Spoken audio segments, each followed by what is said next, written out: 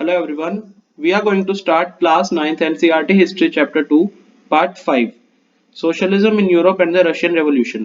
इससे पहले का चैप्टर हम पार्ट 1, 2 और 3, 4 में कराए हैं, लेकिन अब हम स्टार्ट कर रहे हैं पार्ट 5 आफ्टर फेब्रवरी।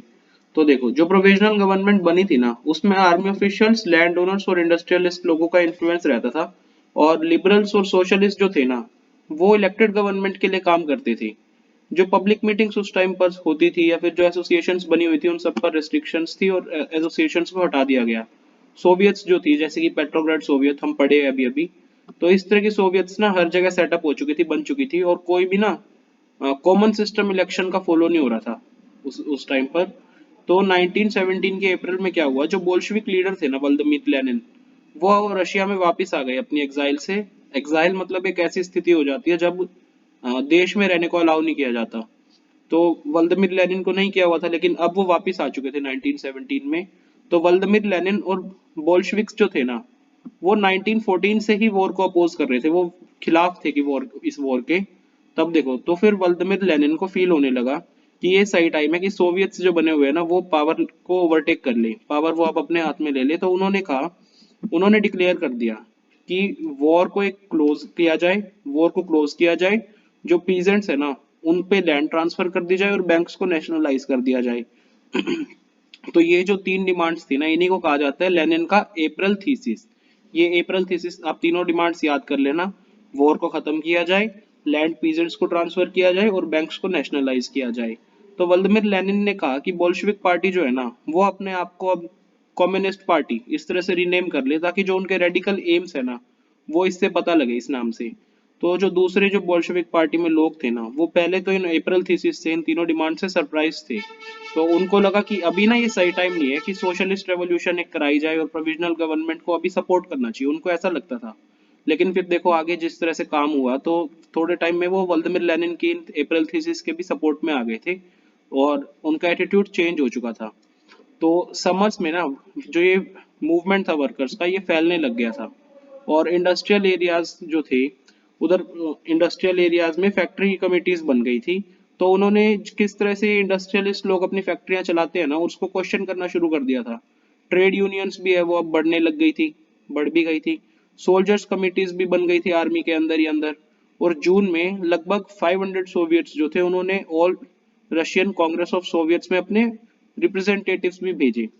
तो देखो, जैसे जैसे ना प्रोविजनल गवर्नमेंट को लगा कि उनकी पावर कम हो रही है और बोल्शेविक का इन्फ्लुएंस जो है वो बढ़ता जा रहा है, तो उन्होंने डिसाइड कर लिया प्रोविजनल गवर्नमेंट में कि अब ना कुछ कठोर कठोर काम करने पड़ेंगे, कुछ मेजर्स लेने पड़ेंगे, ताकि ये जो लोगों के अंदर डिसकंटेंट आ रहे हैं ना, इसको कम किया जाए, इसको फैलने ना दिया जाए।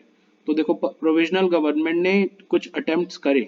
जो वर्कर्स होते थे ना, फैक्ट्रीज को चलाते थे, तो उनके जो अटेम्प्ट्स रहते थे, वो जो कोशिश करते थे मूवमेंट करने की, उसको रेजिस्ट करने लग गई है प्रोविजनल गवर्नमेंट, और साथ ही साथ लीडर्स को अरेस्ट करना शुरू कर दिया प्रोविजनल गवर्नमेंट ने। जो बोल्शेविक्स की जुलाई 1917 में कुछ पॉपुलर डेमोन्स्ट्रेशंस है, प्रदर्शनियां हैं, उनको भी बहुत ज्यादा रिप्रेस किया गया था प्रोविजनल गवर्नमेंट के द्वारा। और कई सारे बोल्शेविक लीडर्स को इसी कारण देखो चुपना भी पड़ा था या भागना भी पड़ा था। और कंट्री साइड में क्या हो रहा था देखो, ग्रामीण क्षेत्र में तो पीजेंट्स या फिर सोशलिस्ट रेवोल्यूशनरी लीडर्स थे ना, वो वहां पर दबाव बना रहे थे कि रिडिस्ट्रीब्यूशन हो लैंड का। लैंड कम्युनिटीज भी बनाई गई थी इस चीज को हैंडल करने के लिए। और क्योंकि सोशलिस्ट रेवोल्यूशनरीज ने काफी ज्यादा एनकरेज किया हुआ था, तो पीजेंट्स ने जुलाई और सितंबर 1917 के बीच ना लैंड को सीज भी कर लिया था, कब्जा भी लिया था।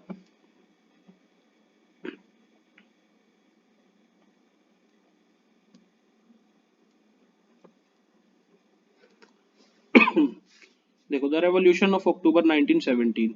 तो देखो, क्योंकि ये कन्फ्लिक्ट जो है प्रोविजनल गवर्नमेंट और बोल्शेविक्स के बीच ये बढ़ती जा रही थी, तो ना लेनिन को लगने लग गया था, व्लादिमीर लेनिन को, कि ये प्रोविजनल गवर्नमेंट जो है ना, वो अब एक डिक्टेटरशिप सेट कर देगी ज्यादा ही, क्योंकि वो ज्यादा ही विद्रोह करने लग गई थी ना प्रोविजनल गवर्नमेंट भी। तो सितंबर में ना व्लादिमीर लेनिन ने डिस्कस करना शुरू कर दिया था कि एक ना गवर्नमेंट के अगेंस्ट विद्रोह करना चाहिए।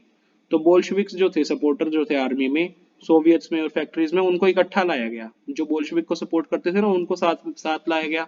तो 16 अक्टूबर 1917, इस डेट को याद कर लेना, 16 अक्टूबर 1917 को व्लादिमीर लेनिन ने ना पेट्रोग्राड सोवियत और बोल्शेविक पार्टी को मनवा दिया कि ना पावर का सीजर कर लेना चाहिए, सोशलिस्ट सीजर ऑफ पावर होना चाहिए, मतलब अब ना सब इनको पावर अपने हाथ में ले लेनी चाहिए, प्रोविजनल गवर्नमेंट को हटाना चाहिए। अब इन्होंने मनवा दिया था तो अब एक मिलिट्री रेवोल्यूशनरी कमेटी भी बनाई गई।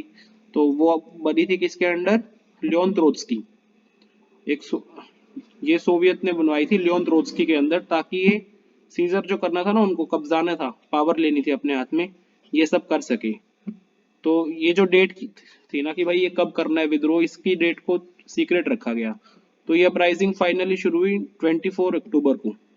तो क्योंकि देखो ये ट्रबल हो रहा था, इस तरह का ये बेकार स्थितियां थी, तो जो प्राइम मिनिस्टर थे ना उस टाइम पर केरेंस्की, तो वो शहर को छोड़ के चले गए थे ताकि वो कुछ सैनिकों को ला सके।